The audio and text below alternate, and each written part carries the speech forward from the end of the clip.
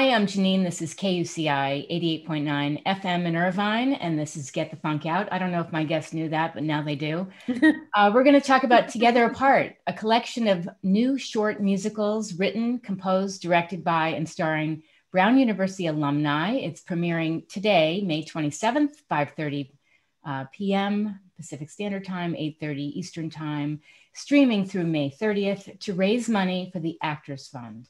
And coming up, I am talking with Maria Deasy and Deborah DeFuria, two of the very talented writers and performers. Welcome to the show.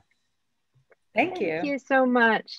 So wonderful to be here. How did this all come about? This is so awesome. You want to start, Maria? Go ahead, Maria. Sure. Well, it's kind of funny.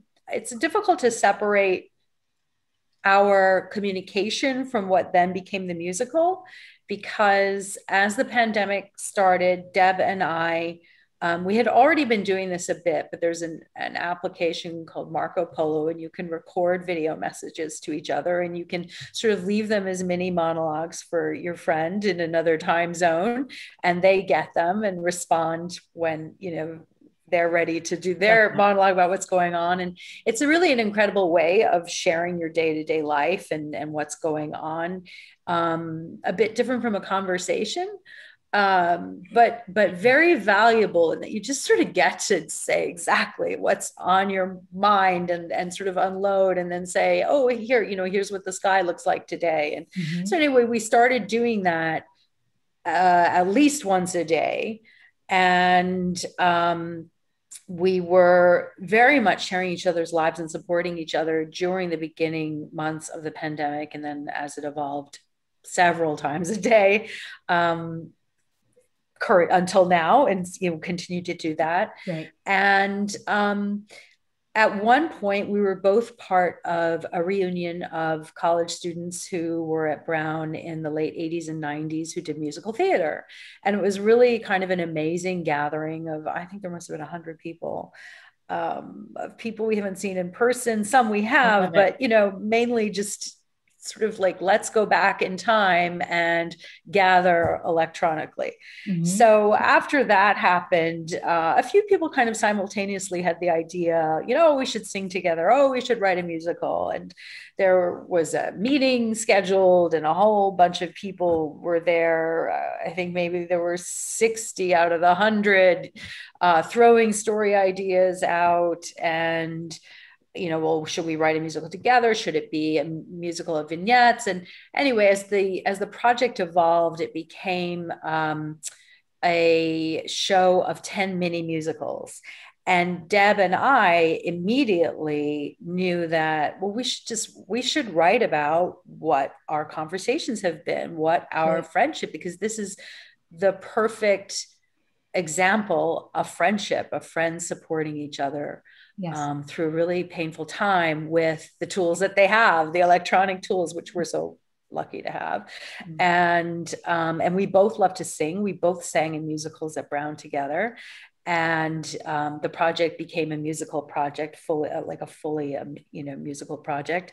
And so we took kind of pieces from the beginning of our conversations of the pandemic and collaborated with some musicians, wrote lyrics, and wrote about our individual experiences as well as our dual experiences. And that's our mini 7-minute musical, which is part of Together Apart. I love it.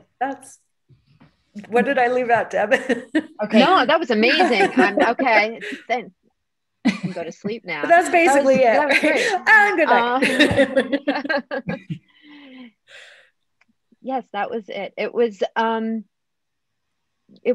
we played ourselves. I haven't acted in, strangely enough, Maria and I don't think we ever acted together at Brown. Yes, we were often in shows together. We were never together in the same scene. Oh. I'm just trying to think. Maybe I can't not. remember. I mean, we were definitely in shows together. Yeah. I played. That's really funny. But I'm writing. I'm a screenwriter here in Rome, and Rome is now beginning to have a musical theater culture. But taking care of my kids and trying, trying to deal with life, and right. that isn't what I'm doing. So actually really very emotional thing for me also to say, okay, I'm going to sing again and perform. But what's more, we decided that we were going to play ourselves. And what a strange, vulnerable thing to do, because usually you're not bringing yourselves to theater. You're hiding, I don't want to say hiding behind a mask, but there is a sense of liberation by being someone else. Right.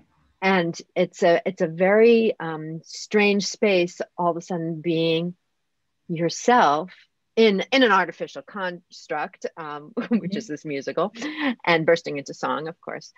But of course, who could I trust more than with Maria, who we've been sharing everything, and over the years, just really high points and the real low points of our lives.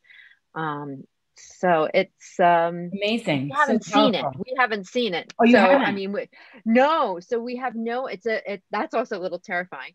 Not knowing what have we wrought? And how does it fit with the other 9 musicals? And I think ours is going to feel very. I hope vulnerable and homegrown like we expected, and perhaps not your typical musical. Hopefully authentic. How did these different musicals come together? Were there specific themes were you supposed to write to, or did you come up with your own theme, or how did that work? We came up with everybody came up with their own and kind of pitched ideas. And said, I mean, I don't know if there were ideas pitched that people said, no. No, we weren't in the room where it happened. Yeah. So there were producers, Lisa Loeb and Beth Wishney, and another team, Matt Hoverman, Maria Sigenthaler, Cara Belfatti, and Leslie Buxbaum, who was our incredible director. Is there anyone else that I'm missing? I don't want to miss anyone. I don't think so. I just want to say I have all the details on my show blog, getthefunkoutshow.com. Thank you. And links, obviously, to Eventbrite and everything, and the whole list of performers. Yeah. So many. Yeah. A lot of great mushroomed. People. Yeah. Came on, like Julie Bowen from Modern Family is in it. Josh Hamilton, Rhonda Ross, who's a singer-songwriter who is Diana Ross's daughter. And, a lot of really talented people, both on stage and on the screen. There are, I think, 100 people at this point, sort of, either in a cameo or as part of the writer performer team. There are 10 pieces. So we feel really lucky actually that ours is one of the 10, and that we're both the writers and singer actors. So it's kind of cool. We had to cut a lot. I'm just going to put that out there now. We had literally we have years of material. We have a year and a half of material actually. But we had, when we whittled it down, it was a half an hour. And then we thought that was okay, there we go. And then it was oh, no, we got to edit more. This needs to be 7 minutes. So it's really like a little capsule of our experience. Hard to really whittle it was really hard. Yeah. Amazing. I had said how I feel that I'm a creative person. I love to write, but I feel that in the pandemic, I've tried to tell stories that are relatable. And I feel like that's what you're trying to do, is to get people to spend some time getting away from whatever it is they're dealing with and to submerge themselves in something super creative. And it goes towards the Actors Fund. Yeah. Yes. The Actors Fund is, here in Italy, where there is no such thing as an Actors Fund. I realize how vital it is, especially to the theater and film community who has been put on hold. So a wonderful, wonderful cause. And I hope if anyone in Italy is listening to this, they will understand, wow, we should really do something like that. Consider that, yes. It is a great diversion. I mean, I always talk about the power of flow and finding something for you to put yourself into, especially because there's been so much anxiety and depression, and we're in a mental health pandemic. But to have an outlet like this, I feel like acting is a wonderful creative pursuit. You know? I found it really inspiring how people have persevered creatively during the pandemic. You know, people have just been like, okay, what's this Zoom thing? Let's try and, you know, do a musical on it, or like us, or a play. You know, I've seen theater. I'm sure we all have. I had an arts organization. We do bi-monthly salons. We've pushed through, you know, giving people a platform to continue to be creative. I'm also part, and Deb, I know you're part of writers' rooms and stuff, and on Zoom, and there's an actors writers group that I belong to. I find that really incredible about human beings. Like, we do a lot of awful things and mess up our world in a lot of ways, but also we're like little ants with the breadcrumb. Like, at least I'll just speak for the creative types right now, but we just keep moving that breadcrumb. Like, okay, you know, let's do a scene, you know, on Zoom. Who cares who's listening? We're going to do it, you know? It's like the Beauty and the Beast TikTok phenomenon. Was that what that was? People were rewriting songs for I believe it was Beauty and the Beast, and it just went viral, and all these performers and writers, mostly young kids, were doing it, and I thought that was really inspiring. Yeah. But I agree. I also, you know, as we were all watching Netflix and, you know, sort of looking for balm during these moments of great anxiety, I wanted musicals. I was like, okay, where's the musical, you know, where, and certainly went back and reverted to, you know, good old standbys. Well, that also reverted back to what made you happy. What's the thing? Yeah. Absolutely. And the other thing I noticed too, and I'll tell you both this, is that I realized during the pandemic that the thing that makes people resilient or helps build resilience is having meaning and purpose. So if you have that thing to look forward to, you know, look what you submersed yourself in. If you didn't have that, can you imagine what you would be doing? And absolutely also having the connection. I think this Zoom medium, for us, it was Marco Polo or FaceTime.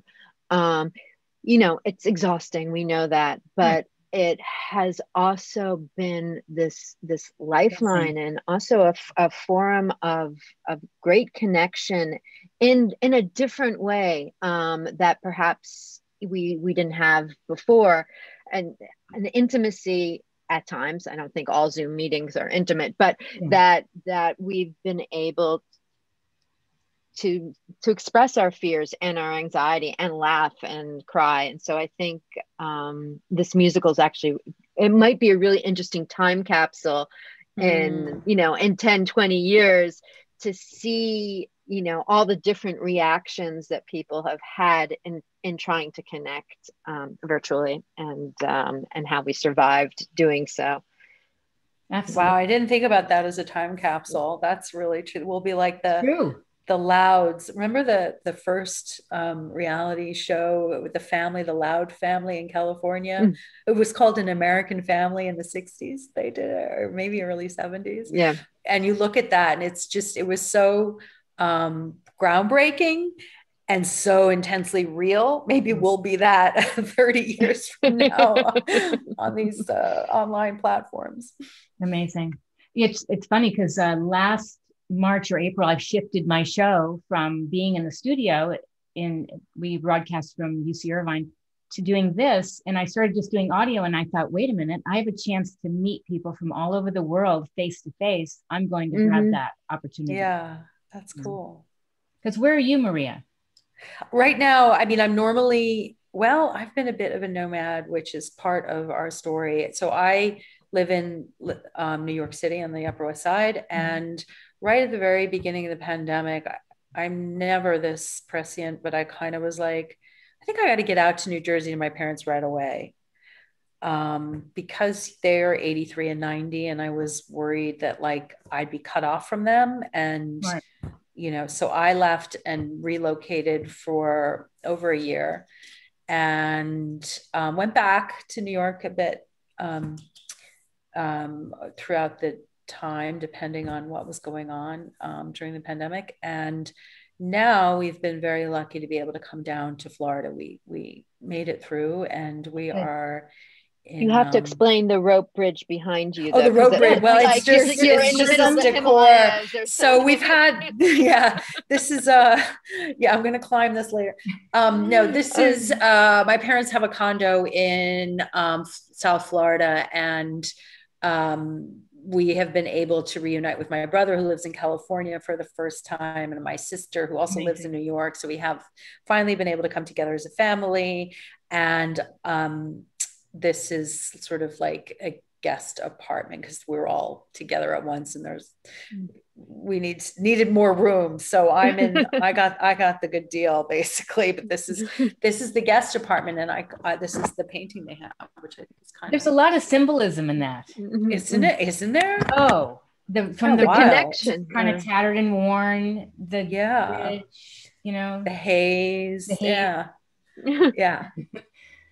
But it's lovely, and it's, you know, after a tough year, it's been really nice to. It's great. The upside. Yeah. The upside. What about you, Deborah? How long have you been in Rome? For years? I've been here for 30 years.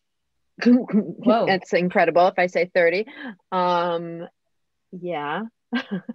So I have 2 Italian men as children. I mean, they're big now. And I have, I guess, carved out my life in Rome, Italy. And did you have family there? Is that why you went?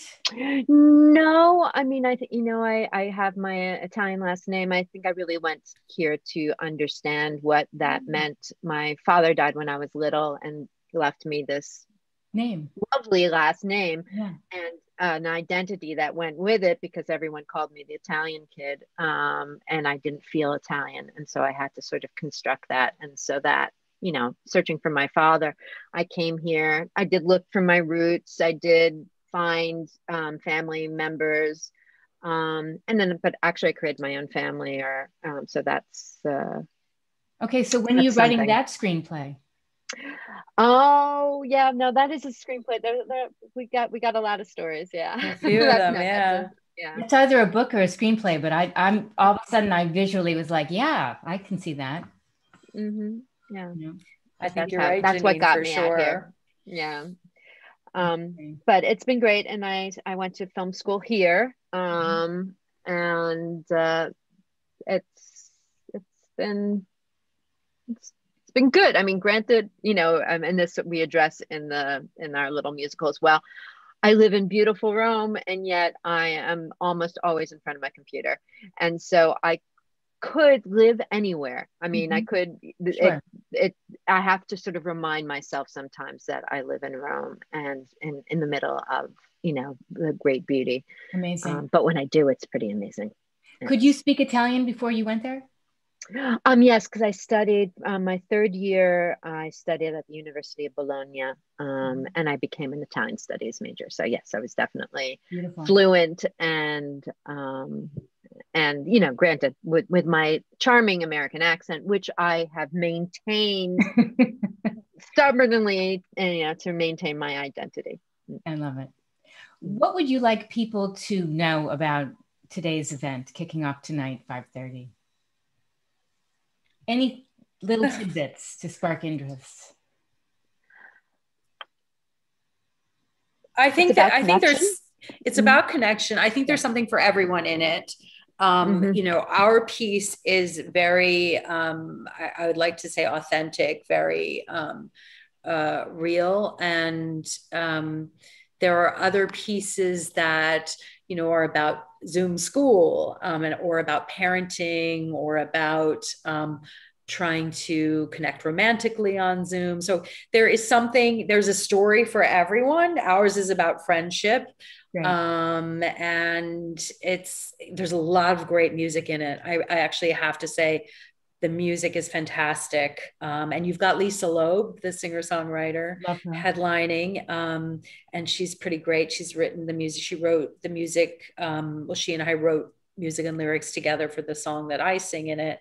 And she's written music for a bunch of the other pieces along with other musicians and lyricists. And so there's a lot of great work. Like there's a great variety of talent. Great. You both said the same word at the same time, connection. I didn't even notice. You did. Yeah. And then we have the bridge behind you connecting. No, I think that's what everyone's sort of striving to do in our isolation. But yes, I think as you said, this like trying to create something with a lot of frustration because we're all in different time zones. We all, people are meeting in different meetings and trying to coordinate, and the tech is much more difficult. It's not a Zoom call. But having all these people sort of put in little pieces, these little puzzles, and that's why it's actually, we have no idea what it's going to look like. Great. It's a little terrifying because someone's putting all the pieces together for us, but that's not us. It's not us. And it's all last minute, of course, because that's the way everyone works, between their work schedules, family schedules. One thing that's so cool is I keep using the word authentic. Like Deb taped the bells in Rome because those are really specific bells and they play a role in our piece.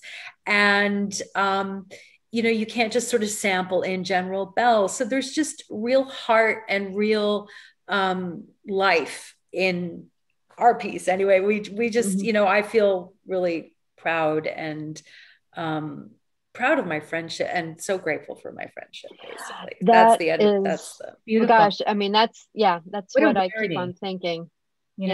And I also am so thankful because perhaps had it not been for this, we wouldn't have collaborated together.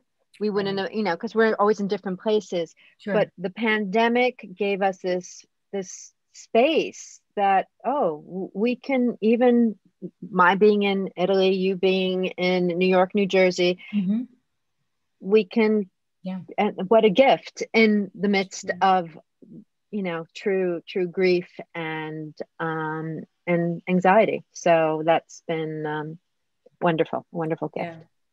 And let me just tell the viewers, I haven't seen you since 7th grade. No. And you are stunning and beautiful. And I was saying before that, as little 7th grader me, when I saw you, I thought you were so cool because you really sort of knew who you were. And I remember you played the guitar, or maybe it was the bass. I don't know. Guitar. I don't know. It was like our guitar. And you were hanging out in really cool Led Zeppelin t-shirts. And I was like, wow, who's cooler than this person? Thank you. Because in 7th grade, I felt far from that.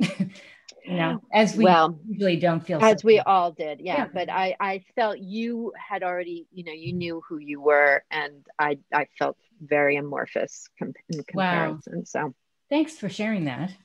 You're very welcome. But this is a rarity, What are we going to say? To revisit that? No, I was going to say, isn't it funny when someone from our childhood is so fraught with many things, and adolescence is even 100,000 times more fraught with these insecurities and these self-perceptions. But it's so interesting when someone from that time period as an adult connects with you and you think, do they know what a nerd I was, or how incredibly unhappy I was, or whatever. Yes.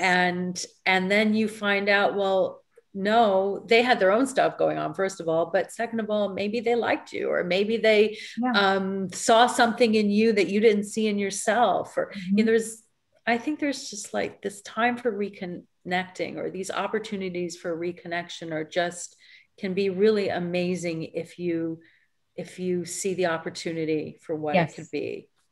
And, you know, things can be healing when people are so honest, like Deborah just was like, oh, really? That's how you saw me? You know? Oh, no, well, no. And I suppose, you know, don't you wish you could go back to seventh grade us and say, hey, you guys, Right. you guys are you know, you may not feel very secure, but like, you know, she actually thinks you're really cool. And, yeah, sort of like, you're doing okay. This is this weird insecure space I is know. sort of the way you're supposed to be. Exactly. You'll survive. And, you know, and here you are, you know, this gorgeous, successful person, facilitating connection and Thank you. getting your voice out. That's amazing. I will say this, I discovered acting later in life, and I did it to kind of get over my insecurities. So I jumped into voiceover, improv, you know, on-camera acting, really to move through my stuff. It was my own form of therapy. It was really interesting. That's great. I think most actors are terribly shy and insecure deep down. So that doesn't sound, I think, wrong. Yeah. I think we do it like as an actor. I think it is therapy. I think I always find when I'm cast in a role, there's a reason, and I don't always know it. But later, as I start to investigate the character or the scenario, I'm like, oh my God, that's this in my real life. Yes. And it is incredibly therapeutic because you can use your emotional reality and or your frustrations that you're trying to work through to relate to the character and then to bring it out to an audience. Right. It's pretty neat. Yeah. It's fantastic. Are you still playing music, Janeane? I do play guitar. Mostly it's in my bedroom. At one point I was in a band, but there was too much drama in that. But I love electric guitar. I grew up on East 86th Street, and there was a place my mom used to take me to. She was single, called Wednesdays. And I even had remember Wednesdays. Remember Wednesdays? That was such a cool place. Wasn't it? I had a birthday party there. Yeah. So I remember being 8 years old, and there was a band. It was a Sunday, and they used to pour champagne, and it would cascade from glass to glass, and they had French toast. But the band was playing, and I walked up. I was probably 7 or 8, and just stared at the guitarist, his hands, and I was just like, And from then on, that was my thing. Wow. Yeah. That's wow. I don't think I have thought of Wednesdays in so many years. That has taken me back, and I love that's where it began. That's where it started. I mean, I broke up with it like a relationship, but I really came back to it when I was living in Boston. I was very alone. I was going through a hard time, and I kept dreaming I was awesome. And I thought, come on, this is a dream that keeps happening night to night. Do something about it. And I did. Yeah. Wow. And you're awesome. Are you, so you're based obviously in California, Irvine? Yes. California, I'm in Orange County. Yes. And how long have you lived there? Since how do you 2000. Okay. So you're like West that's a long now. time. Long time. But I want to travel at some point. I mean, I would love to come to Italy and you know, get out of here. You're vaccinated. You're welcome here. I'm vaccinated. So people can find more information about the event where? On Eventbrite. That we should have that at the tip of our tongues. It's on my blog. I can find it. Hang on. It's only this weekend. Yes. So it's time sensitive. Okay. It's here, while you're looking, I can just tell you, I put every detail on my show blog, getthefunkoutshow.kuci.org. Okay, good. And I have a link to Actors Fund. So actorsfund.org. And that gives you, all the details on where to get tickets, where to purchase tickets. It's on Eventbrite. I think if you just go to Eventbrite and you put in Together Apart musical, yes, you can find it. Yeah. Okay. Yeah, sorry, we didn't have that right at the tip of our tongues. It's a long link, so don't worry. It is. It's fine. Well, I've really enjoyed this, and I'm so excited to check this out later on. Thank you. Thank you. Thank you for having us. It's so nice. It's been fun to meet you. Oh, you too. This has been wonderful. I think this is just something that people can relate to and have a wonderful diversion. I hope so. We're excited. So. Yeah, we hope so. Yeah. We're excited to see how it all goes ourselves. Congratulations. So.